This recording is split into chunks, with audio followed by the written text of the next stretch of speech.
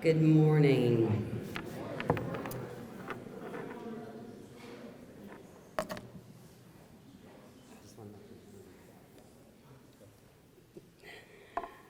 Welcome to the 2023 Veterans Day Tribute.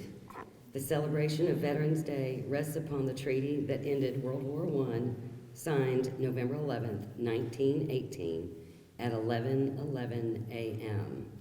Armistice Day began being celebrated more than 100 years ago this day, on November 11, 1919. The observance was officially changed in the United States to Veterans Day in 1954. Since 1789, the oath of enlistment in the armed forces has included a promise to uphold and protect the Constitution against all enemies, foreign and domestic. We cannot overlook the importance of that commitment made by those who served and continue to serve in the Army, Navy, Air Force, Coast Guard, National Guard, and the United States Marines. As we contemplate the service of the men and women we honor today, I offer the words of Fleet Admiral William Bull Halsey, who observed that there are no extraordinary men, just extraordinary circumstances that ordinary men are forced to deal with. The men and women we honor today dealt with the extraordinary events they faced with extraordinary valor. On Veterans Day, here at Centenary College, it is our distinct pleasure to pay homage to our brave veterans and their families during the annual Veterans Day Tribute. My name is Connie Whittington. I'm the Executive Assistant to the President at Centenary College, and I proudly served in the United States Army. At this time, would you please rise as the Barksdale Air Force Base Honor Guard presents the colors and then remain standing for the national anthem.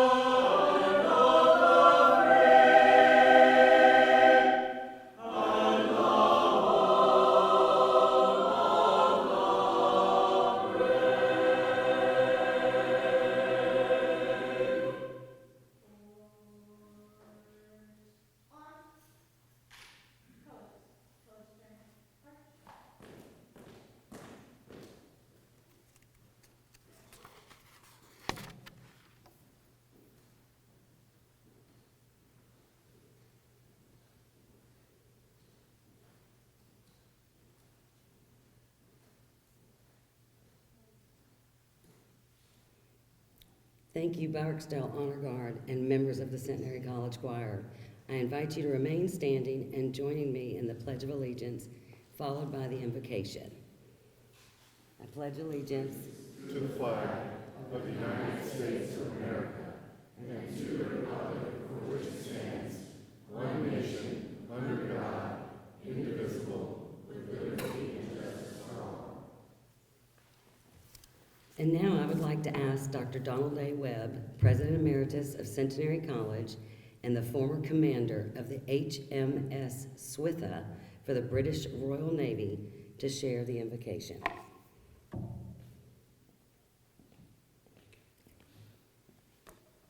Please be seated.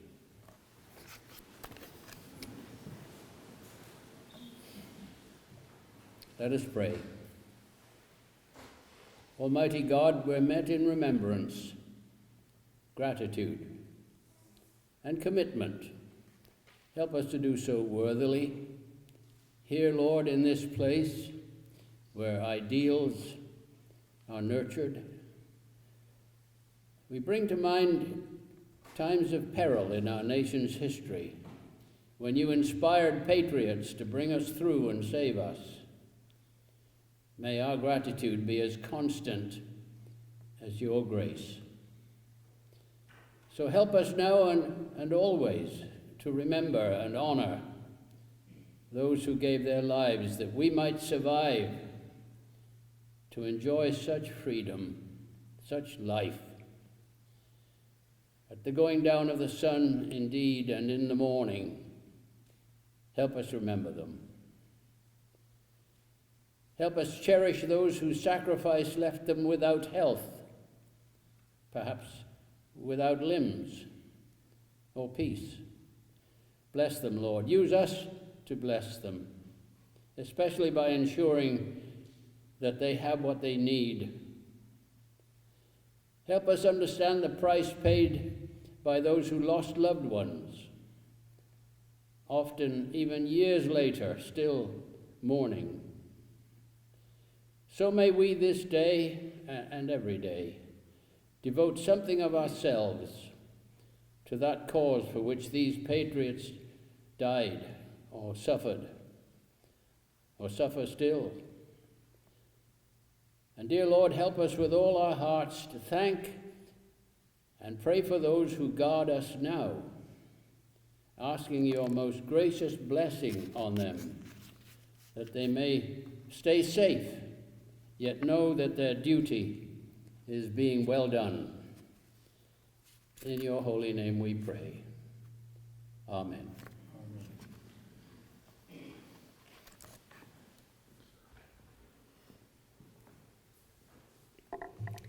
Thank you, Dr. Webb. We are proud of the members of the Centenary family who chose to serve our country in the United States military, including our alumni, faculty, staff, and even current students. At this time, I would like to welcome our Centenary student, Delilah Ramirez from Austin, Texas. She's involved in cheer, dance, and Greek life.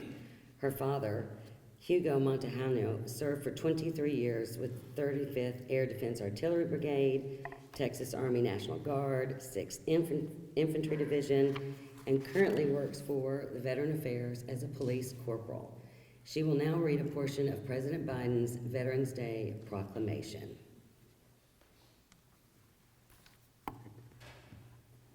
This Veterans Day, we honor the generations of women and men who have served and sacrificed, not for a person, a place, or a president, but for an idea unlike any other, the idea of the United States of America. For nearly 250 years, our veterans have defended the values that make us strong so that our nation could stand at a citadel of liberty, a beacon of freedom, and a wellspring of possibilities. Today, I am thinking of all our nation's veterans who put their lives on the line to protect our democracy, values, and freedom around the world. We honor our wounded warriors, so many of whom the First Lady and I have met over the years, who are bound by a common sense of duty, courage, and optimism, and we remember those who are still missing in action or prisoners of war and renew my pledge to bring them home. Our military families, caregivers, and survivors also answer the call to serve. I remember so clearly the pride I felt in our son, Beau, during his service in Iraq, as well as those mornings I saw the First Lady saying a prayer for his safe return. Our veterans and their families give so much to our nation, and we owe them a debt we can never fully repay. As a nation, we have many obligations, but we only have one truly sacred obligation: to prepare and equip the brave women and men we send into harm's way, and to care for them and their loved ones when they return home. This Veterans Day, may we honor the incredible faith that our veterans hold, not just in our country, but in all of us. They are the solid steel backbone of our nation, and we must endeavor to continue being worthy of their sacrifices by working toward a more perfect union and protecting the freedoms that they have fought to defend. In respect and recognition of the contributions of our veterans and their families, caregivers, and survivors have made to the cause of peace and freedom around the world, the Congress has provided that November 11th of each year shall be set aside as a legal public holiday to honor our nation's veterans. Now, therefore, I, Joseph R. Biden Jr., President of the United States of America, do hereby proclaim November 11th, 2023 as Veterans Day. I encourage all Americans to recognize the valor, courage, and sacrifice of these patriots through appropriate ceremonies and private prayers, and by observing 2 minutes of silence for our nation's veterans. I also call upon federal, state, and local officials to display the flag of the United States of America and to participate in patriotic activities in their communities. Thank you.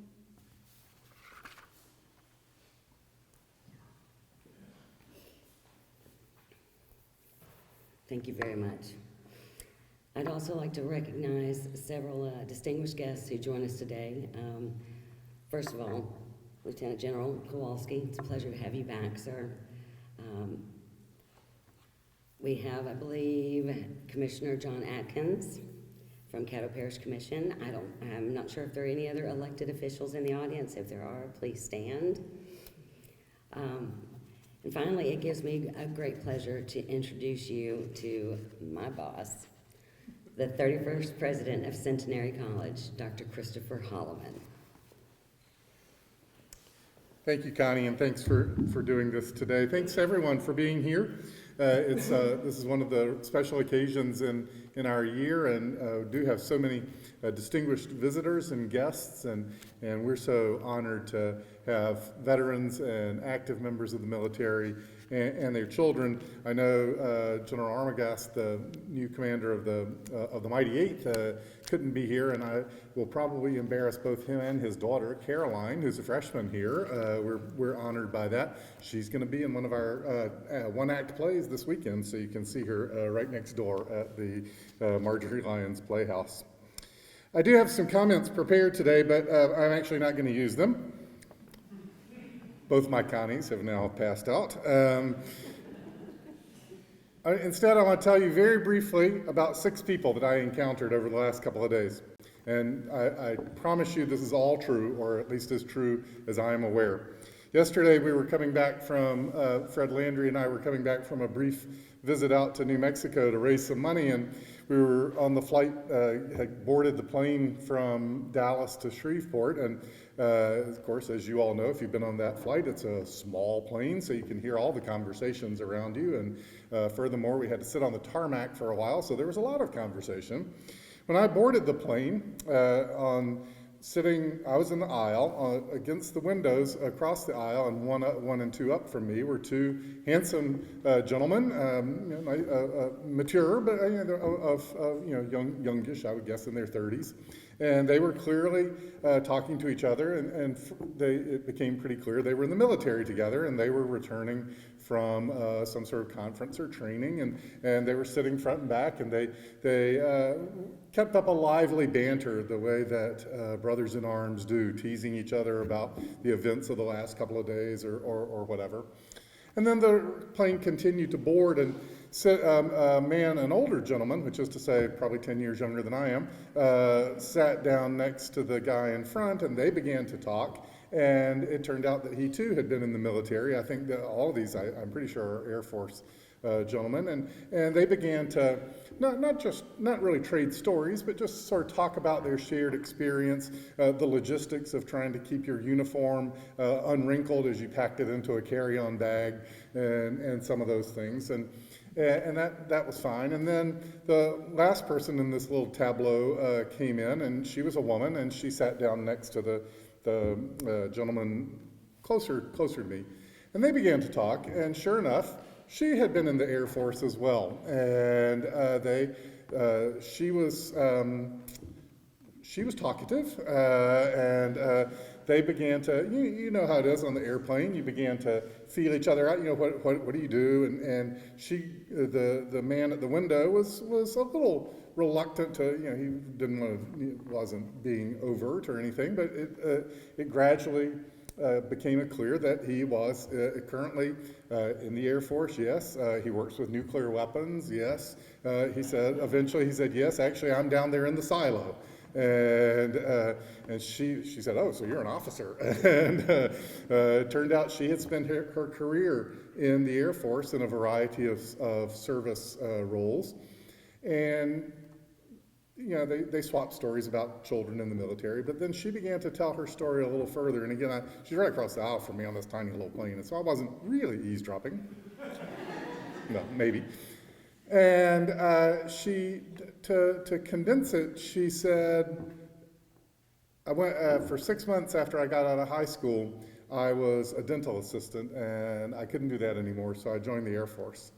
And she said, and please understand, these are her words, not mine. She said, if it hadn't been for the Air Force, I would have been in the kitchen, barefoot and pregnant. But instead, I traveled the world. I saw places I never would have seen. I spent my career there. She said, when I left, I leveraged my military experience into college credits, and I just finished taking 5 extra courses, and now I have my business degree.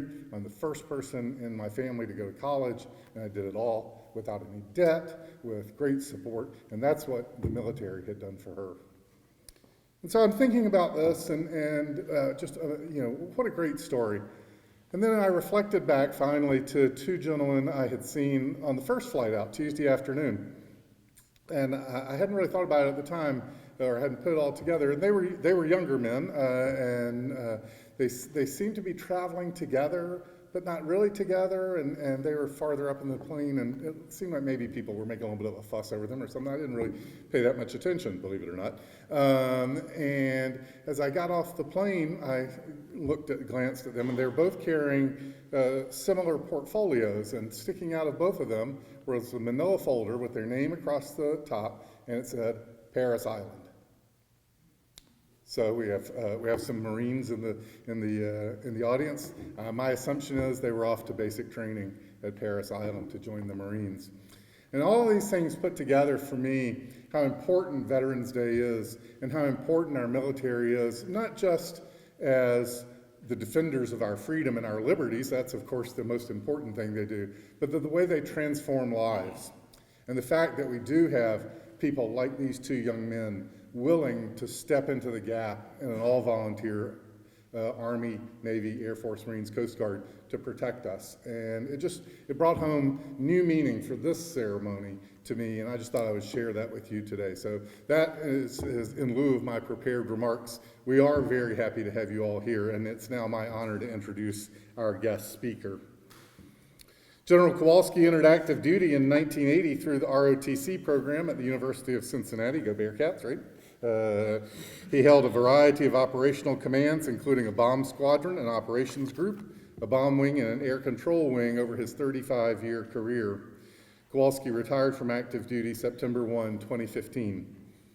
Kowalski's contingency and wartime experience include command of the 2nd Operations Group when the unit deployed B-52s for combat during Operations Noble Anvil and Allied Force, and the command of the 28th Bomb Wing when it deployed B-1Bs for Operation Iraqi Freedom. From January 23 to May of 2003,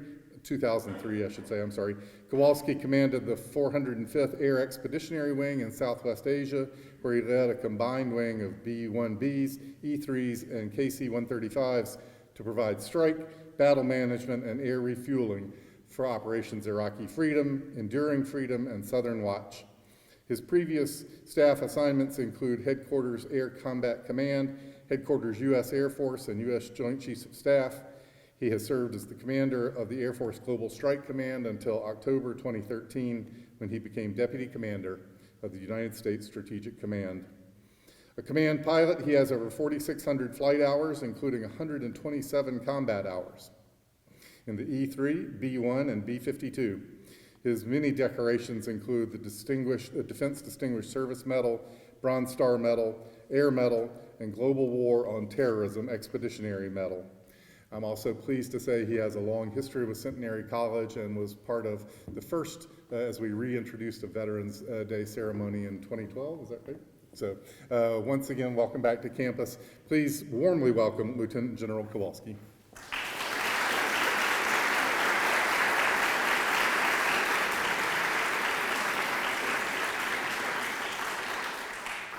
Well, President Holloman, thank you. Thanks to the college choir ensemble. That was beautiful. Very, very well done. Let's give them a round of applause.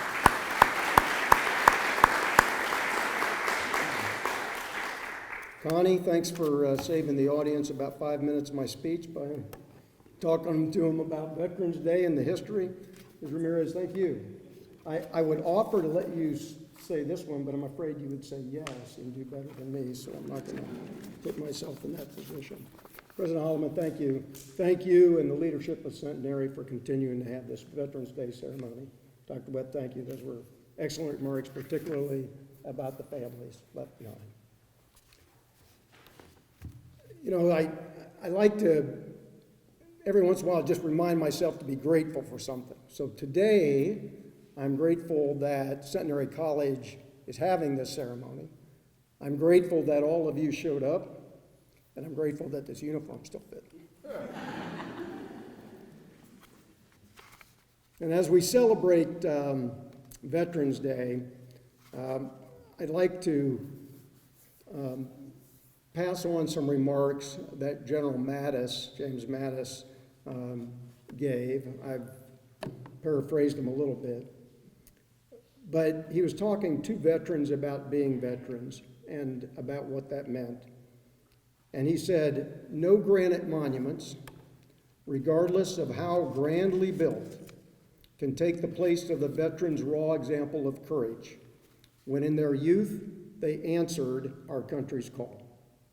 They looked past the hot political rhetoric and voluntarily left behind lives, well-lit avenues, and chose to sign a blank check to the American people, payable with their life." Now I'd like to share a story of one man's example of raw courage. It was one of our own, a gentleman named Paris Davis. Some of you may have heard about Paris Davis. He went to Southern University in Baton Rouge. He was an All-American halfback and an Army ROTC cadet. When he graduated from college, he went into the Army, became a Ranger, and then decided to be a Green Beret, and made it through the Army's notoriously difficult training to do so. He was one of the nation's first black Special Forces officers. He served in Korea, Japan, and had 3 tours in Vietnam. His badges and medals tell a story of deep commitment and sacrifice to our country. He had the Combat Infantry Badge, the Silver Star, the Soldier's Medal for Heroism, the Bronze Star for Valor, the Airman's Medal for Valor, the Purple Heart. He went on to command the 10th Special Forces Group and retired as a colonel in 1985. Now, earlier this year, Colonel Davis went to Washington, D.C. to receive another award. And in a ceremony at the White House, his Silver Star was upgraded to the Congressional Medal of Honor. Now, General Mattis spoke of raw courage to answer the nation's call. Paris Davis showed that courage when he joined the Army. But by his second tour in Vietnam, he knew the cost of courage, and it was sacrifice. I'd like to share with you the story of the courage that Paris Davis and his team showed on the 18th of June in 1965. Now, before I go into the specifics behind Paris Davis's Medal of Honor, I'm going to ask that the veterans in this audience please stand and remain standing. I know you're out there. Some of you came up and talked to me. Let's give them a round of applause.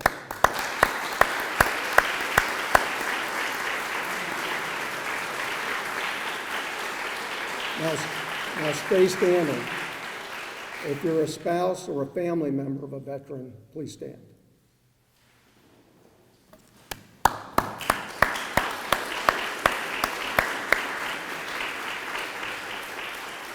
Thanks. Please take your seats. So let's return to Captain Davis. Captain Davis and his team of 3 Green Berets, Master Sergeant Billy Wall, Weapons Specialist Staff Sergeant David Morgan, and their medic, Specialist Robert Brown, were attached to a South Vietnamese company to train and advise.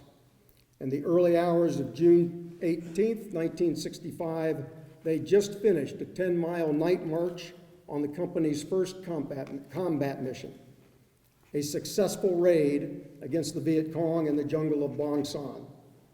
But as the sun began to rise, the men heard a haunting sound ring out, a bugle. It was the sure sign of a counterattack. Within minutes, the jungle lit up with enemy fire. Hundreds of Viet Cong began to swarm Captain Davis and his team, pinning them down in a rice paddy with no cover. Captain Davis rallied the company to fight back, getting so close to the enemy he was battling hand to hand. Hours into that fight, Captain Davis heard a sound worse than the bugle, a teammate crying out for help. Master Sergeant Wall had been shot in the foot and leg, trapping him in the middle of a rice paddy. And it got worse. On the far side of the field, Sergeant Morgan was stuck in a cesspit after being temporarily knocked out by mortar shrapnel. And even further beyond him was their medic, Specialist Brown, who'd been shot in the head. Davis realized he was the last American standing. Without hesitation, he yelled, "I'm coming for you." He called in close air support, and that gave him the cover to begin the rescue of his team. Davis ran to Sergeant Morgan, who was closest but still mired in a cesspit. As Viet Cong fighters sprayed gunfire across the field, Davis threw his teammate a rope, pulled him to safety, and treated him for shock before repelling another Viet Cong attack. On his first attempt to get to Master Sergeant Wall, Davis was hit and had to seek cover. He didn't give up. With supporting fire from the wounded Sergeant Morgan, Davis reached Wall, who was submerged in mud and vegetation. He dragged Wall free, threw him over his shoulder, and started carrying the 200 yards up the hill to safety. He was about halfway up the hill when a bullet ripped through his leg. He managed to limp the rest of the way. Another Green Beret, Sergeant John Reinberg, arrived on the medevac helicopter that took Wall and immediately reinforced the team. While attacking a machine gun position, Sergeant Reinberg was shot in the chest, and now he also needed to be rescued. Davis had now been fighting for around 10 hours. He had several wounds, but he didn't hesitate. He went back down the hill to retrieve Reinberg. He then carried Reinberg several hundred yards back to the safety of the hill. Now only the team medic needed to be rescued. It was then that Davis's commander gave him a direct order to withdraw. Now Reinberg needed evacuation, and Brown was still in the rice paddy. Davis's response was just as direct as the order. "Sir, I'm just not going to leave. I still have an American out there." Now, in interviews, Davis admits he used language that was more colorful. Davis recalled, "I guess I was real psyched up, and I said some words I don't care to repeat." Unsure if Brown was still alive, Davis began to plan how he would get to him. Just the day before, Brown found out he was a new father, his first child. Davis was going to give him a chance to see his son. Davis pinpointed Brown's position and began crawling toward him despite heavy gunfire and grenades. When he got there, Brown asked him, "Am I going to die?" Davis responded, "Not before me." Still fending off Viet Cong assailants, Davis hauled his medic up the hill. Now, nearly 20 hours after that bugle first rang, Captain Davis had saved each one of his teammates. Over the course of the battle, he was shot or took shrapnel 8 times. The last piece of shrapnel from that day was removed a week before the Medal of Honor ceremony. His daughter said in an interview, "Don't call him a hero. He likes the title soldier." She said he wears that with pride. Colonel Davis himself said of the Medal of Honor, "It ain't all yours," giving credit to his fellow soldiers. Now, just as the story of Paris Davis did not begin on that June day, it did not end with his Army retirement. After serving more than 25 years in the military, he earned a PhD. He ran a communications company, and he published a community newspaper for 30 years.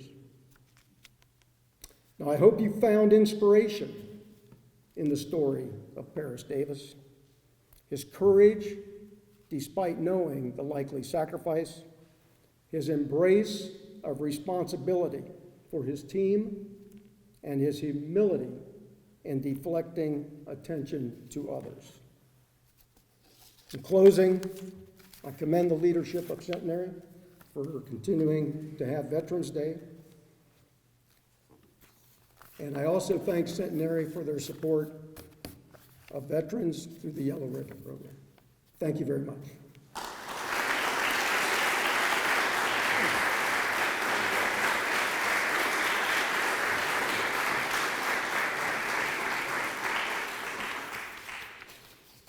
Wow, thank you, General Kowalski, for sharing that story and reminding us what it means. Ladies and gentlemen, at this time, would you please stand to honor those men and women who have paid the highest price for us and for our country. I ask you all to join with me as we observe a moment of silence, followed by the playing of taps by Dr. David Hobson, Centenary Class of 1998, and the Director of our Choral Activities, and the AC Cheesy Varan Choir Director. If you just a moment of silence, please.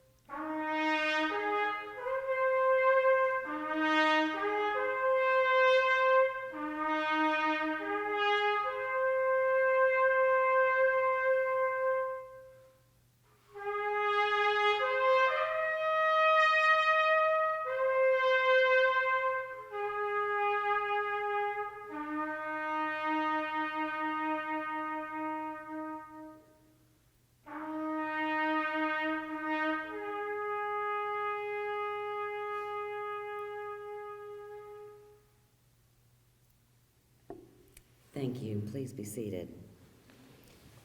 I'd like to welcome again the Centenary Choir Ensemble under the direction of Dr. Hobson and accompanied by Ken Chan as they perform the Armed Forces Salute. I invite all veterans and current servicemen and women in the audience and on stage to stand during your service's song to be recognized. This is quite a treat if you haven't heard it.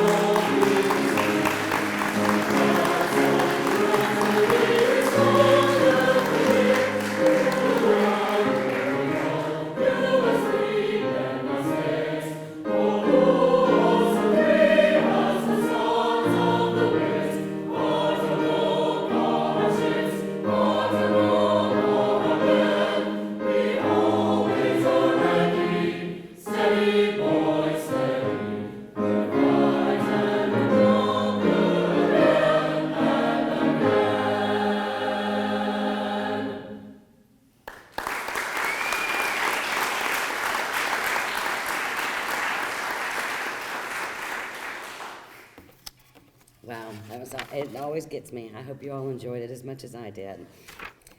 On behalf of the Centenary family, I would like to thank you all for coming. I'd also like to extend a special invitation to our veterans in the audience and our elected officials. Please come to the stage as soon as, right now, and we will do a quick photo opportunity if you would like to be a part of that for our records. Once again, thank you again for joining us today, and most importantly, thank you to all of our veterans.